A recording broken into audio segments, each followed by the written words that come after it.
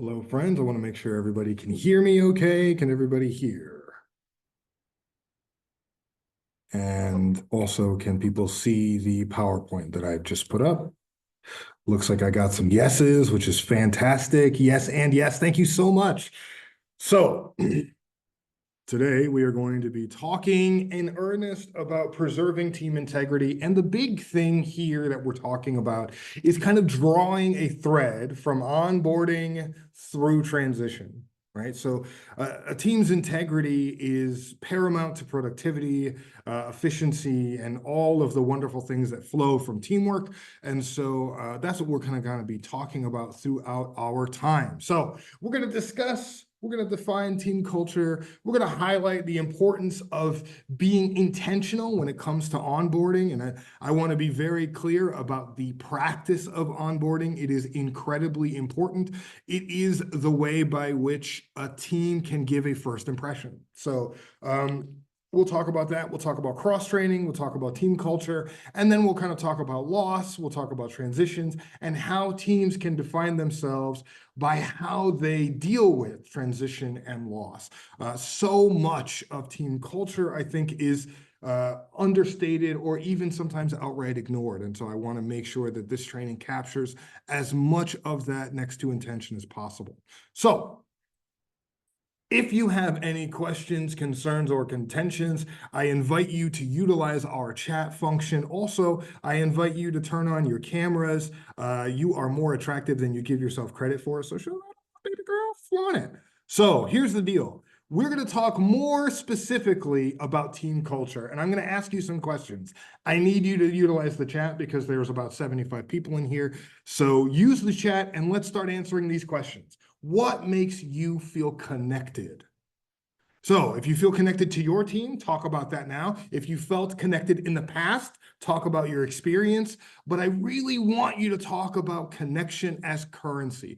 What gives you the feeling of connection? When have you felt most connected to your teammates? And my favorite one, how long did it take you to shuck off that new job feeling where you know what I'm talking about when you get hired that first week, that first month, that first year, you're just learning, you're just new, right? And so you don't feel like you should be in the position that you're in yet. You don't own that position yet. What gives you that transition and how did you do it?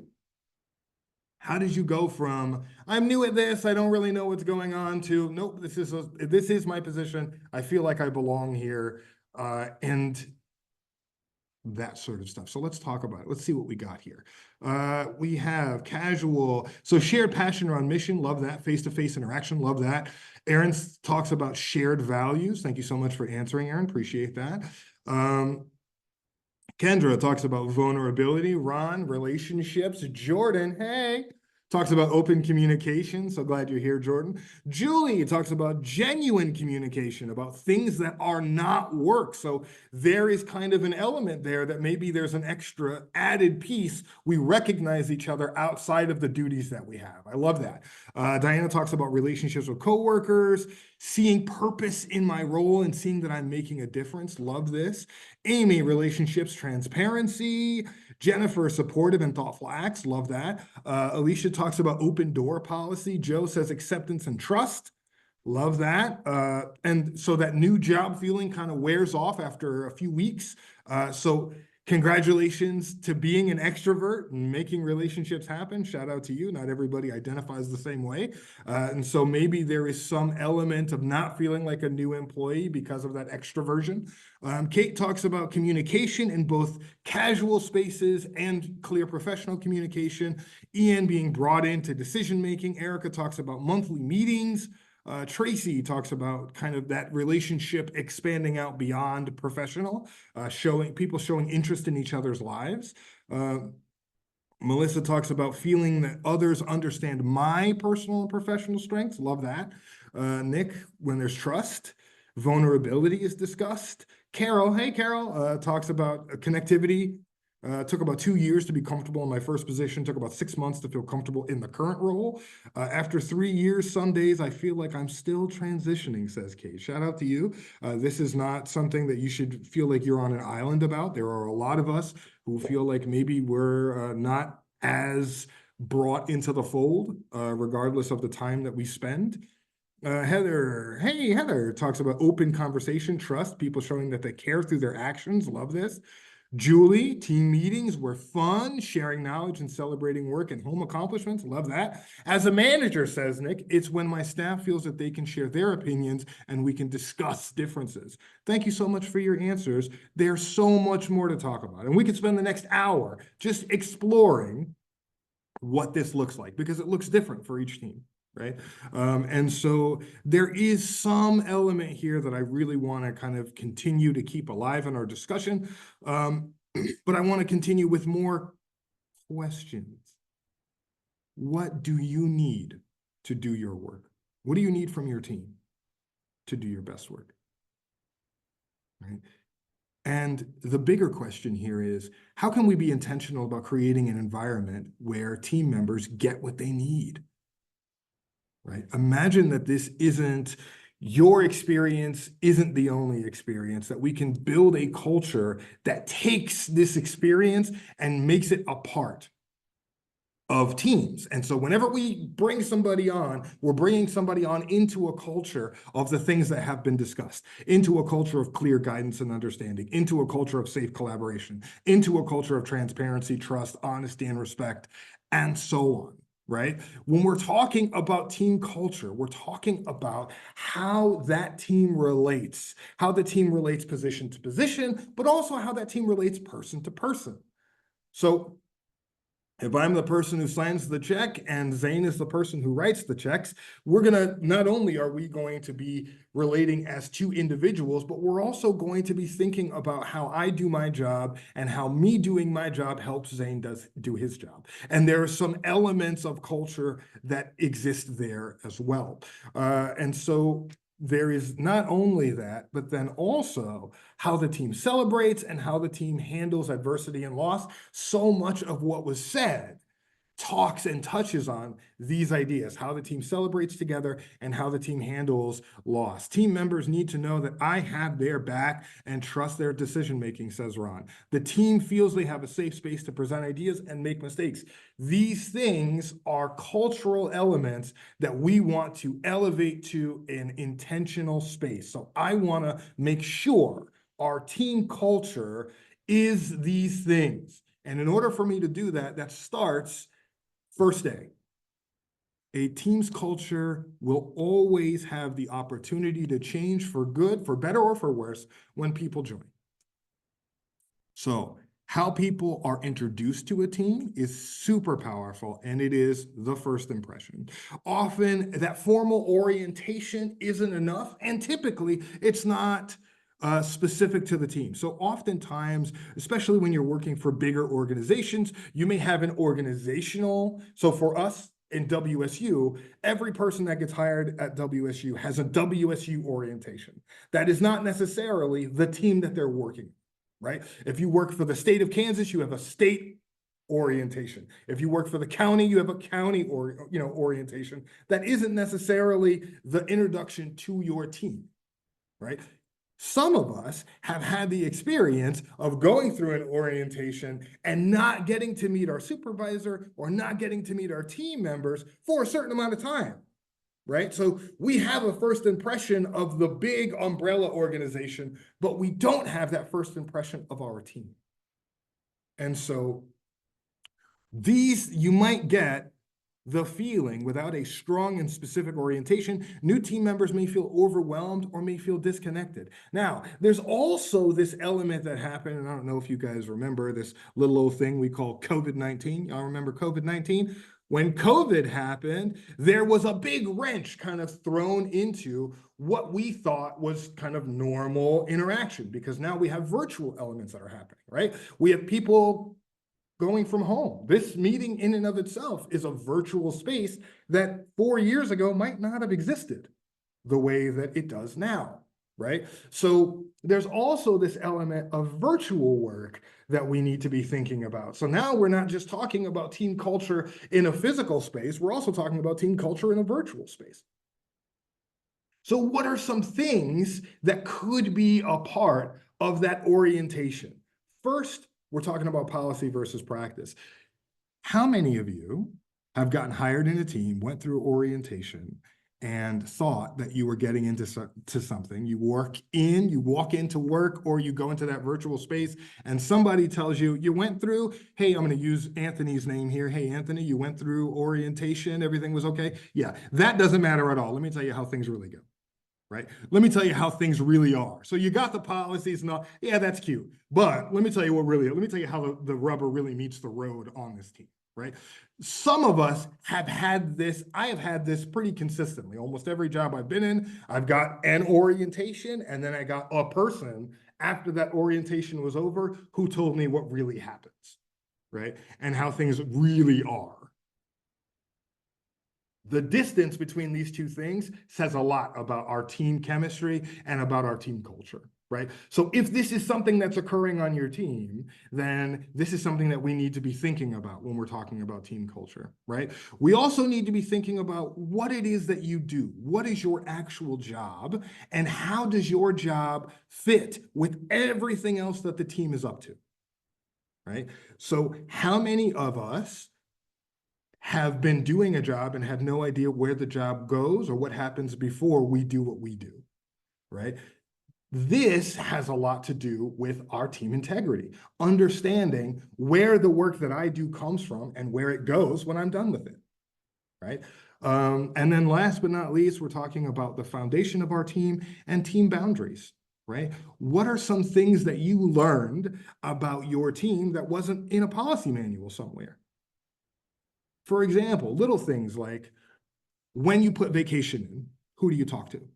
And how do you do that? And how does your supervisor prefer vacation versus sick days versus other things, celebratory or not, on the team, right? Getting some of those unwritten rules. Hey, when you take time off, you need to make sure that you are letting Dolores know, because Dolores is the person that is going to do the HR stuff for your paperwork. So typically we don't really say this, but it's really, really good for you to make sure that Dolores is aware of your comings and going, because this person is, right? Whatever the fixtures on your team are, whatever those unspoken rules are, they're things that you have to learn in addition to your job. There are elements of teamwork that if we're not intentional about it, you may end up feeling disconnected and lost because we haven't really talked about what it takes to belong on this team, right? And so orientation is one space that we can be really, really intentional. So here we can really think about team orientation promoting these things.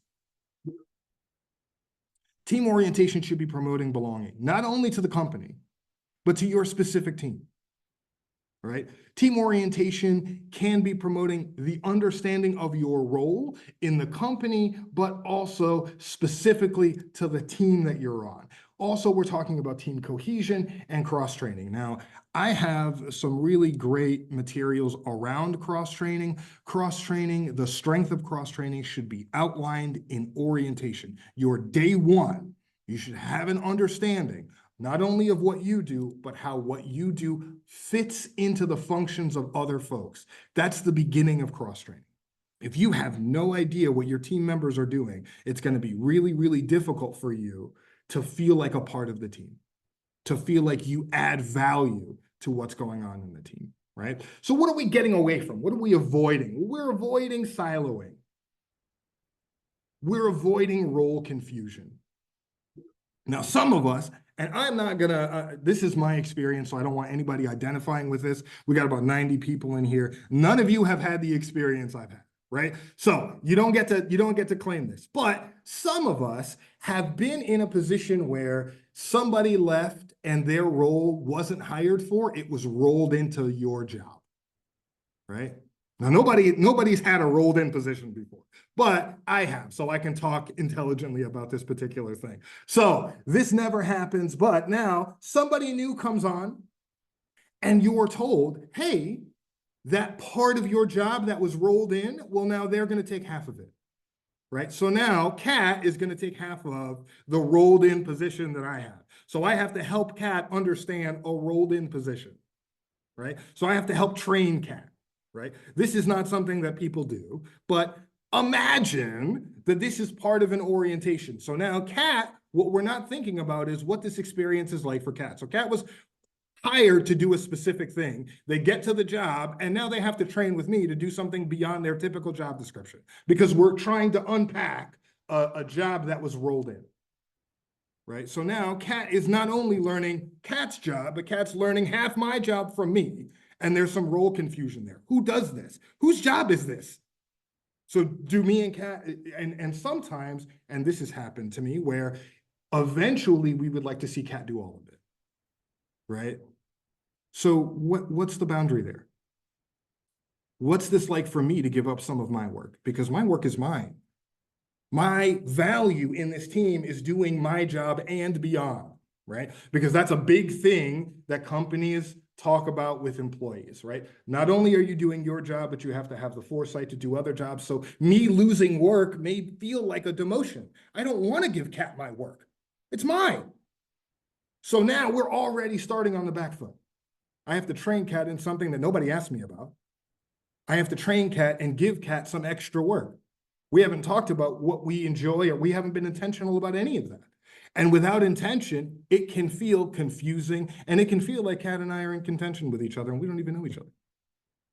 We get caught on the bad foot, right? So no one's ever experienced something like this before, but I'm telling you it's out there.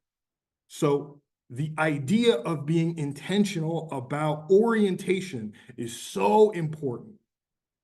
And discussing not only what your job is, but then again, how your job rolls into what other people are doing, right? So when Kat gets hired, if, hey, not only are we going to give you part of what you do in your job description, but you're going to meet with Percy, who's also going to help you transition into this area, right? We're going to say that up front. We're going to tell Percy that up front so that our first impression isn't this person is against me, they're stealing my work, right?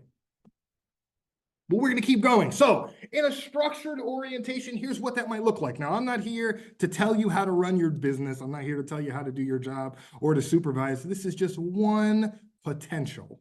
So in a structured orientation, we're going to start with who we are, what we do, and who we are again. So the first time it's who we are, this is official, this is professional. Right? I'm Percy Turner. Here's what I do. I work for CEI. I create presentations. Also, I have the cutest little bald dog there ever was. When I say bald, I don't mean hairless. He's got plenty of hair, just none of it happens to be on the top of his head. So he's a bald dog. I am a bald dog owner, and that's something personable about me, right? So if you ever see me and you want to connect with me, I'm going to give you a thread of connection, right? I'm Percy. I do this. Here's my job, and here's a way to connect with me. So this is who I am, this is what I do, and this is a way to connect with me, right? So that's one bit of a team introduction. What we're doing here is we're giving a layered introduction about my professional self and my personal self to give permission for connection in the outset.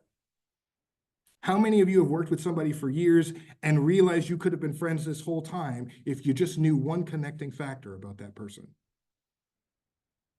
Right? So we want to bake that into the orientation. Here's who I am. Here's what I do. Here's how you can connect with me. Let's give that permission in the outset. The next bit, here's the process. Here's what our team does, and here's why it's important. Here's why it's important to the larger organization that we're in. Here's why it's important to the community that we're a part of. Here's why it's important to the people that we serve. And here's how we measure that importance. Here's the outcome we're looking for.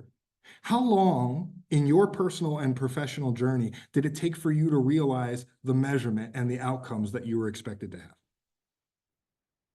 Was that explained to you when you first got there? Or was that something that you had to discover? Oh, this is what we're doing, and this is why we're doing it, and this is how we're, right? This typically isn't orientation material, but I feel like we need to be able to discuss the end of our work or the outcomes of our work intelligently if we want people to buy into doing that work and to know what good work looks like. Now, again, nobody else has had this experience. For me, when I first got hired, I worked for the county many, many years ago, and it took me 6 months to get an understanding of what good work looked like. I didn't even know if I was doing my job right. That was the majority of my connection with my supervisor was, am I doing this right? Is this what it's supposed to be? Can someone tell me what my job is supposed to look like? I have no idea, right? The next bit is introduction to your role as a part of the larger process. What happens before work gets to you? What do you do, and why is what you do important? And then where does your work show up in the team view of things? Okay, this is an example. It's not the only example, but it is an example of putting orientation in a structured and intentional place where you are telling somebody, you are showing somebody a means of connection, you are connecting them to the process, and then you're connecting them to their work as part of a larger masterpiece. This team works really, really well together. You get to be a part of that, and here's how.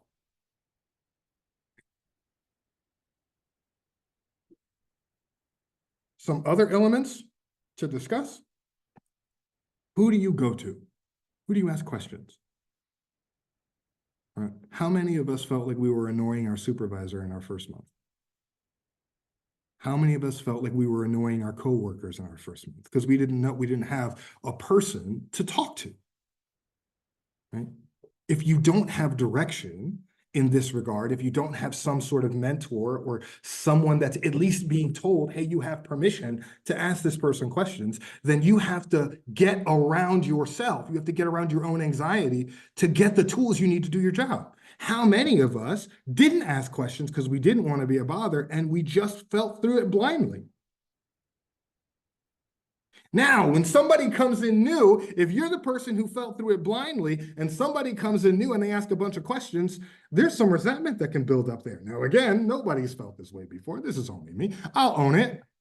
But I've hated people's guts because you got to ask questions, because you got to go to the supervisor and the supervisor didn't cut your head off and show us all how incompetent you were. I thought that that was going to happen to me. I knew that that was going to happen to me. I knew that if I asked any questions, everybody would know how weak and stupid and ineffectual I was. So I didn't ask any questions and I did this the hardest way possible. And now somebody else gets to come in and ask questions? Are you kidding? Did you ever meet somebody that didn't really want to talk to you? I wonder if that maybe was why. If we don't have some level of intention when it comes to this, we are leaving people to fend for themselves.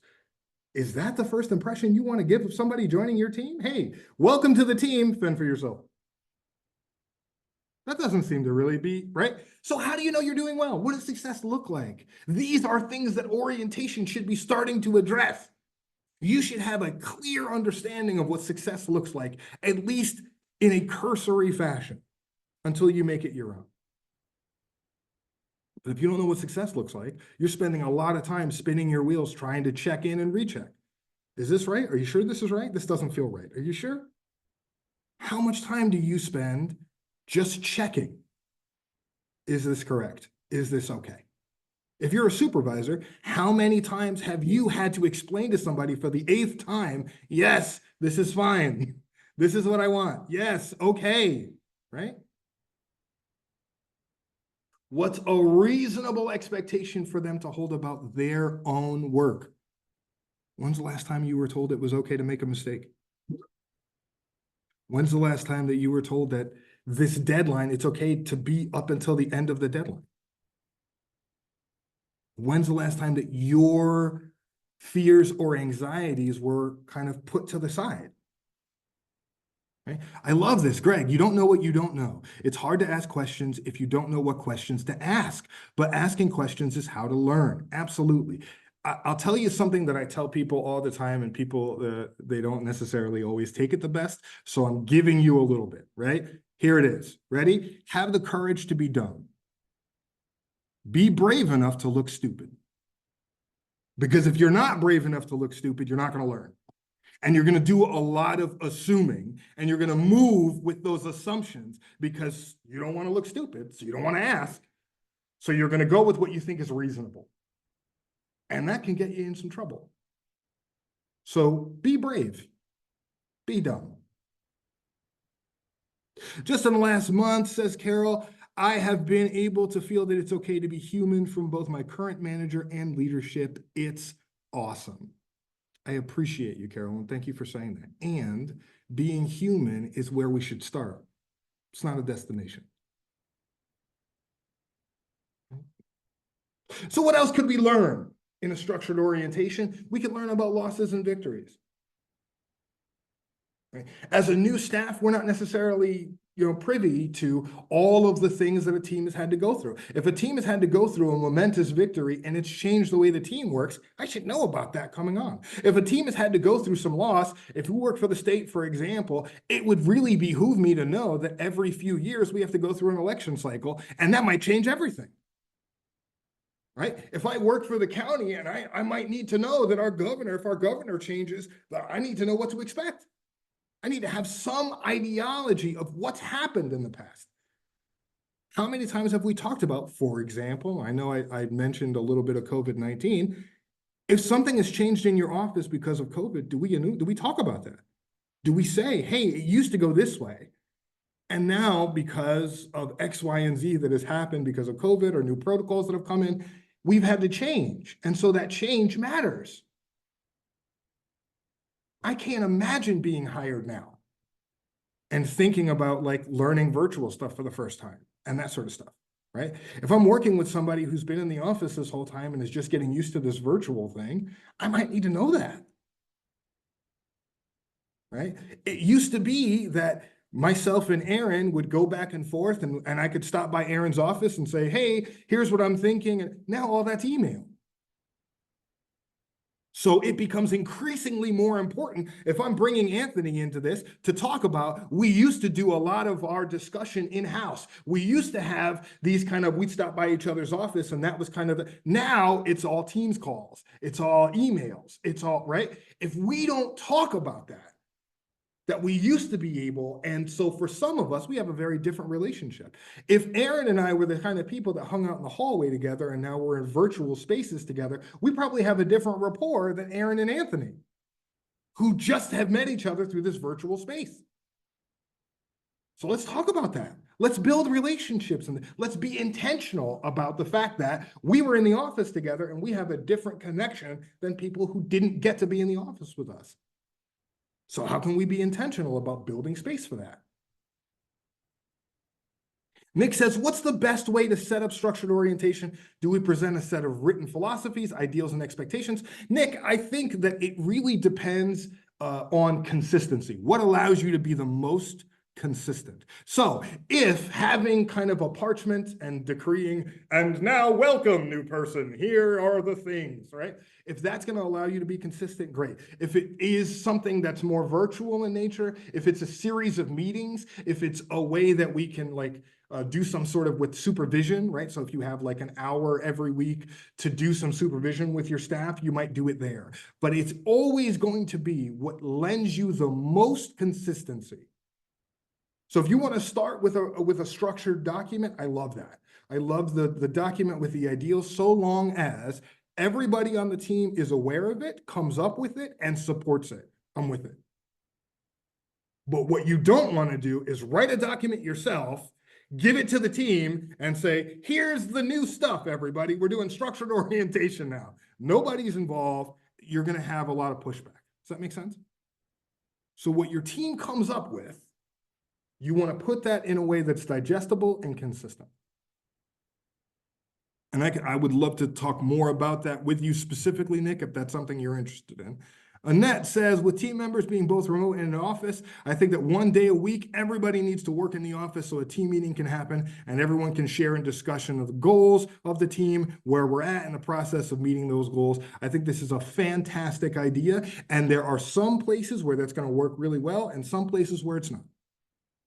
So that meeting might need to be virtual, right? There might be something that we've done in our team personally is we would hold virtual body doubling space. So what this means is we would have one Zoom meeting that is open all day long, and you could filter in and out as you chose. So you had some people who were virtual in nature that would just that was their office. So we'd sit there, we would have our cameras on and be on mute, and we'd be doing our work. And at any point in time, I could unmute and I could talk. At any point in time, I could interface with somebody. I could say, hey, Dylan, how's the day going? And Dylan could say, please don't talk to me right now. I have so much things to do. You see how serious my face is right now? This is not the time, right? And we could have that fellowship back and forth like we would in an office. Right? And if Dylan needed to go for lunch or whatever, Dylan could leave at 1 and come back at 3, or leave and not come back, right? But the space was open for as many people who wanted to come in and fellowship as possible. So if you can't get everybody into the office like Annette is suggesting, which I think is a great suggestion, then here's another way that you can do that, right? What else can we think of in structured orientation? What else do you think, and what else would work for you? Put it in the chat, think about it, record it for yourself. We've got an hour. I got a little less than half of our time, so I want to make sure that we keep it moving, right? So the next thing I want to talk about here is cross-training as a part of orientation. Cross-training should start with concepts.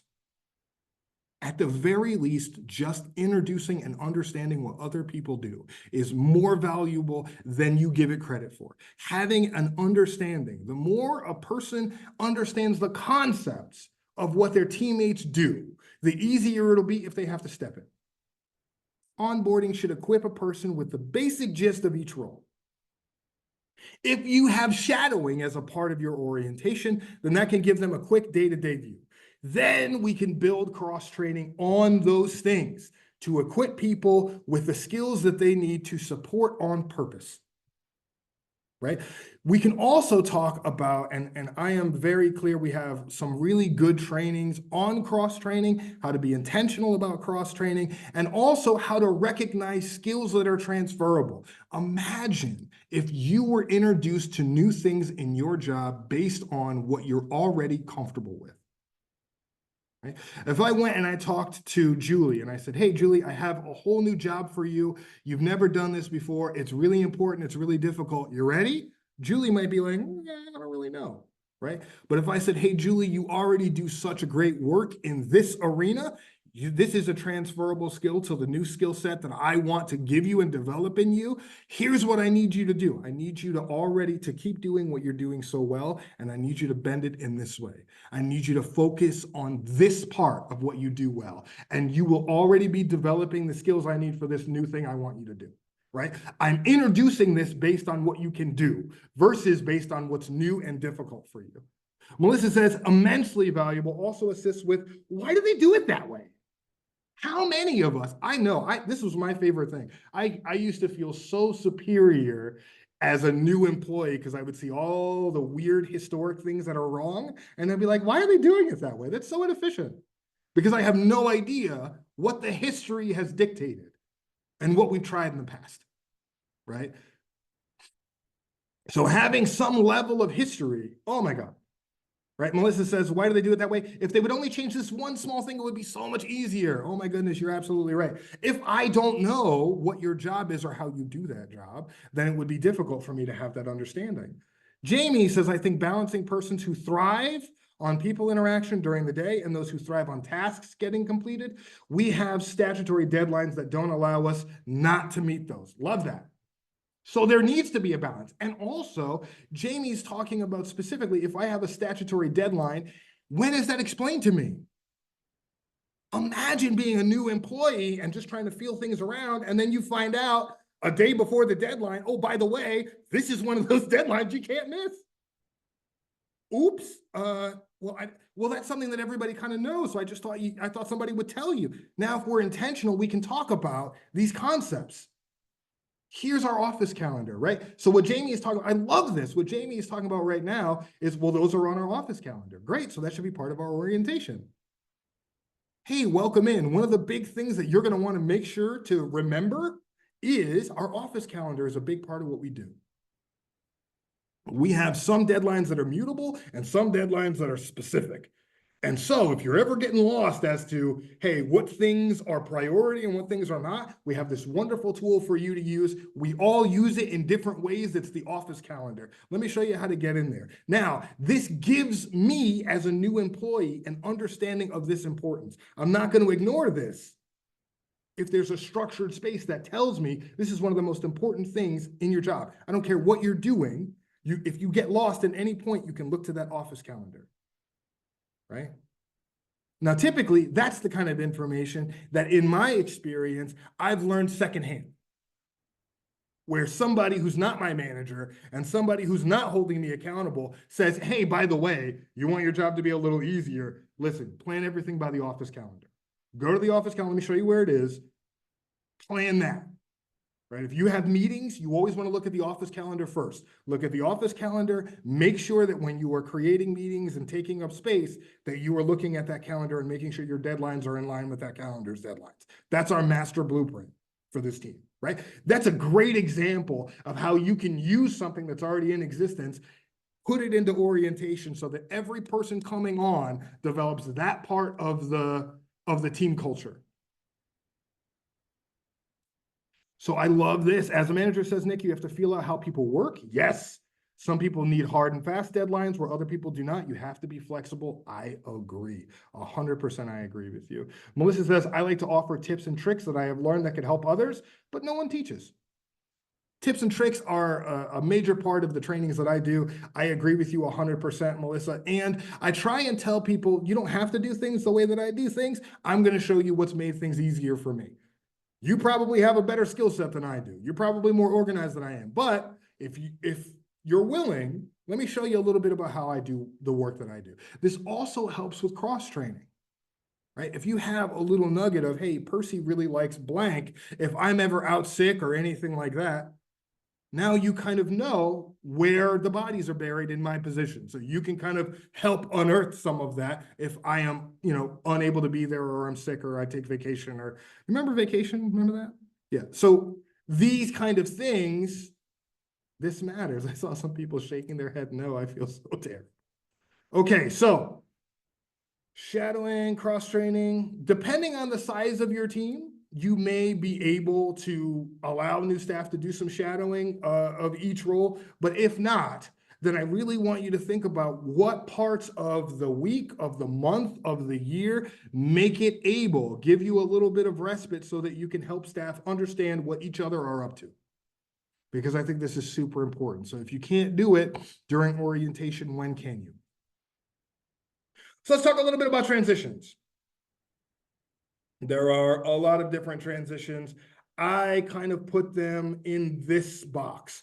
There are prepared and unprepared transitions. In prepared transitions, there might be a temporary space, right? We have somebody who's taking paternity leave, for example, who's going to be gone for an elongated amount of time. So we might have to change our team structure a little bit until that person comes back. Right? We might have somebody who's taking a longer vacation, or somebody who's using FMLA or something like that, so there's this kind of, it's a prepared but a temporary space, right? And then there's obviously the unprepared, right? The big thing here is, regardless of the kind of transition that's happening, the big elements that we can talk about are debriefing and transparency. A debrief, I'm sure everybody knows what it is, but I put it in here just in case.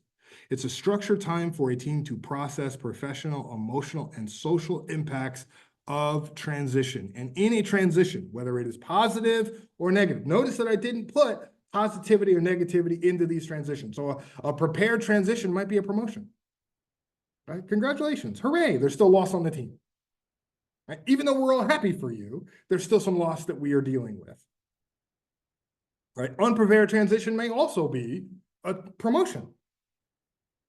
Right? There's still some loss that's there. Prepared transition may allow for the team to formulate a plan to ensure continuity. If you have never heard of the term succession plan, this is an incredibly important thing to preserving team integrity. What happens when things change, when the team experiences loss? Right? Carol says, when I would learn something new concerning processes or Microsoft Office programs, I would send out what I learned today about blank email to my team. I didn't expect responses. It was more of a mini tutorial that I hoped would help members of my team. The one biggest impact was when the ability to fax from your computer was rolled out. I love this, right? This is an element of team culture. If I learn something new, there's a space for me to share it with the team. Now, the team might not use it right then and there, but if something were to happen where I needed to call on somebody else's knowledge, I could say, hey, do you remember that message I forwarded you? Right? And if I was doing this in terms of orientation, I might say, you might get some emails from Carol. Do me a favor, don't delete them. Make a Carol folder in your Outlook because it's going to be good information for you. You might not use it right now, but I promise you, as time goes on, the more questions you have, you might be able to go into that Carol folder and find your answers. Right? Knowledge base as a resource, but also accepting this kind of email may be a cultural element. How many of us get hundreds of emails a day?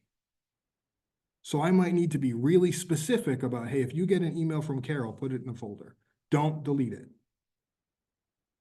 If you get a what I learned, I want you to search what I learned and move it into a folder so it doesn't get lost. Right? This sort of stuff, these are cultural basics. Right? So unprepared transitions, it might require us to have a conversation, might require us to come together, divide duties, and figure out how we're going to move forward together. Now, the division of duties and all of those things, if we have started to build a culture where we're understanding what each other does a little bit, then this becomes a lot easier of a process, right? We might even know, okay, so if myself and Zane and Andrea and Kat and Annette are all on a team together with Monica, and Monica leaves, if we have an understanding of how our work fits together, then cross-training and who's going to accept what becomes much more palatable, right? Because I might accept jobs that have to do with what happens before my job is done and what happens after my job is done. Right? So now when we're expanding based on the experience that we have and our knowledge about the process, rather than just kind of picking names from a hat, right? How many of us have gotten extra things to do because we were the person that wasn't the busiest on the team? Right? And it's not about the skills that we have. It's not about the work that we do. It's about who can take this on right now. Everything's on fire. So who's got a hand free for a hose? Right? If we're trying to get away from that ideology, we have to be more methodical about this kind of stuff. Okay, so let's continue with transition. How teams handle transition can strengthen or damage teams. So currently, right now, how are you acknowledging transition? Are we discussing transition? If somebody right now were to leave your team for positive or negative reasons, how are we discussing that? Are there sometimes, and I've experienced it, where I didn't know. The next all staff, so-and-so's gone. Hey, where's Alicia? Oh, she went and got another job. Oh, I didn't know that. I had no clue. Right? How are we announcing new people? How are we discussing transitions? Is there an acknowledgement beyond the professional impact? Are we allowing people space to grieve loss, to internalize loss? Right? To understand it not only for the professional impact that it has, but the personal impact it might have. Right? And then, is work divided? Is there a decision? How many of us have you ever been in a position where you didn't know whether they were going to hire for that position or not? So somebody is transitioned out, and are we replacing that person? What's the future look like?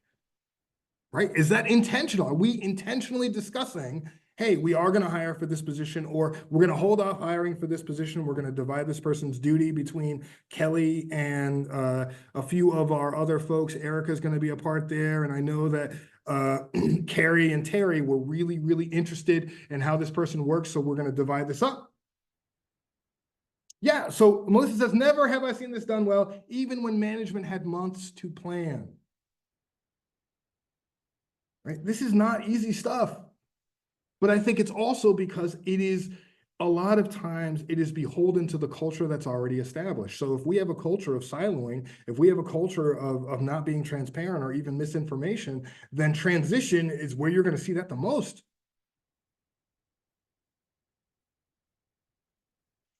So let's keep going.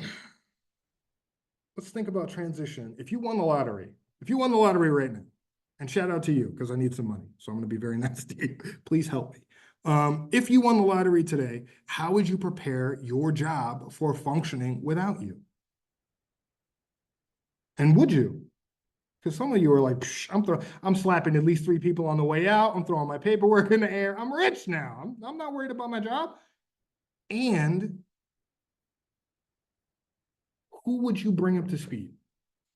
Who's the person that you would say, okay, we'll talk to them, they know? Right? If I'm leaving, if I'm transitioning out of my position, I'm telling everybody to go to Zane. Zane's my guy. He knows the most about how I work and what I do. If somebody has any questions about me and I'm not there, they go to Zane. Right? And vice versa. If Zane's not there, then most people go to me. And I tell them I don't know because I don't pay attention. But I should be, and that's a cultural element that should happen. You should have at least one person at your job that has some understanding of how you do your work. Who's that person? Who needs to change how they do things now that you're not able to be there? How often have you kind of modified your job based on the way that you work and the way that you work with others? Can you talk about that? Can you say, well, yeah, so I was doing my job a certain way, and, once Randy got introduced to the team, Randy and Alyssa and I had a really great meeting where I do a little bit of this work this way so that it makes things easier for Randy. Now, if Randy leaves and Randy doesn't do it that way anymore, do I have to change the way that I work? Does anybody even know that we have been working together and we've been making each other's jobs a little easier? Right? When you leave your position, it's not just you that's affected, it's everybody around you that's affected. How many times have you thought, hey, I want to replace this position, but I really want to replace the person? I want somebody to be just like the person who was here last. Does that person really kick butt at their job? Right? What's one thing the person training your replacement needs to know? Because oftentimes, my specific nuanced understanding of my position evolves as I grow. So somebody who's coming in the beginning of their professional journey might need to have some of those tips and tricks that were discussed earlier in the chat, right? So what tips and tricks can I offer? What can we do to cut down on some of this uncertainty? How can we answer some of these questions consistently? If we are not discussing how work is getting done, how work connects to each other, how people are working together, then these questions become huge mysteries that we either have to grit our teeth and figure out, or we have to kind of ignore and just hope the next person who gets in that position is able to adapt well. What if we could be more intentional about transition? I think that the more intentional we are about orientation and establishing team culture, the easier it'll be for us to handle transition, because it's hard baked into what we do. Nick says, as a relatively new manager at my job, you can't make rapid changes. I agree. You have to take time to understand the culture, what works well and what doesn't. You need to make intentional changes, gathering options and ideas. You're never prepared to lose somebody and their knowledge. You have to use the resources that are still there. We find better ways to do it as a team. Love that. And also, as a new supervisor, learning as much as you can about the people that you supervise helps you figure out what to replace from who, right? So do you know what you're losing? If somebody leaves their position, you're not just losing the basic of doing a job, you might be losing some other elements. I happen to be somebody, for example, who I talk a lot, believe it or not, right? So when it comes to a team meeting, when nobody's talking, guess who's the person that's going to kick things off? It's me. So I leave, our team chemistry changes. Who's the person that's going to start the conversation? Who's the person that's going to ask the tough question? I can tell you that there are people who are on my team who look at me to be the person that starts to ask the uncomfortable things. So who's going to do that if I'm not around? Does my supervisor know that? Right? Luckily, they do. They know I can't shut up. But having that said, how can we answer some of these questions specifically? Onboarding and transitions can have a sense of loss. What kind of loss can be associated with adding somebody new? I will tell you that when I lost, so in our team has experienced some loss over the years. And one of the hardest things for me was that loss was two parts. Loss was the leaving of somebody and the replacing of that person, because the work was different. And it made me miss this person all over again. So at first I missed this person because they left. And when the new person came in and they started doing work the way that they saw to do it, I missed this person all over again because I lost the work, the productivity, and the way that it was done from our previous person. I didn't know that it was that important to me. And having somebody new and training somebody new really highlighted all the great stuff that the person in that position before was doing. So I got to experience loss 2 times. Now, I'm sure that nobody else has this experience. It's just me, but it's important to think about. How do we prepare ourselves for connecting and supporting through loss? Because if you're experiencing it, it's possible that your team is experiencing it too. How are we connecting around that? If loss isn't named, it can transform into other things that do have names, like resentment, like tension, like avoidance, like mistrust. If you are vulnerable around times of loss, then you're able to transition more smoothly through those difficult times. Naming that loss, coming together around that loss, and adding that loss as a way to communicate with each other and as a way to grow together. Now, think about your most important relationships. Think about your favorite job. A lot of your most important relationships were augmented through loss. When you trust somebody because you found there was a reason to trust them.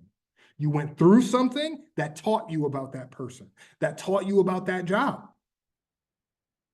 So being able to recognize loss as something other than the base of bad, it can be a connective factor through teams.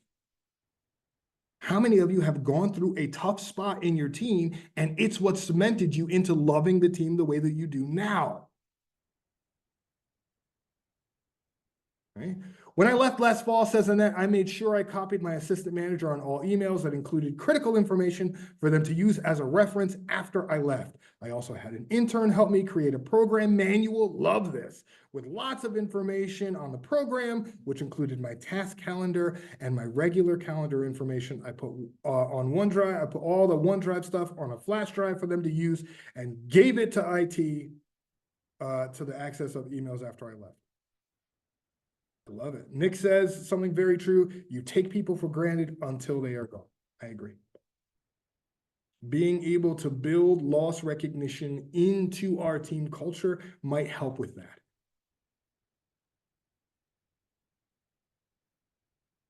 So let's review. We got 5 minutes.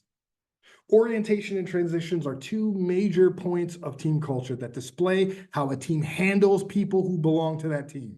How you bring people on and how you let people go are the 2 big indicators of how people are treated on a team. Orientation that isn't intentional can lead to misunderstanding in roles, disconnected or siloed team members, and dissatisfaction or low performance. Transitions that don't have intention behind them can lead to misunderstanding in roles, a loss of job security, a buildup of resentment, and negative impact on team performance. So this whole thing is for me to say, invest time and energy into your beginnings and your endings, in shadowing and cross-training, in orientation and in loss transition, and that will help you with smoother transition and team cohesion and make your team a little bit more capable and a little bit more supportive. And if you want to know more specifics about that, then let's talk when I have a little more than an hour to explain concepts to you, and let's dig into that. Let's figure that out, right?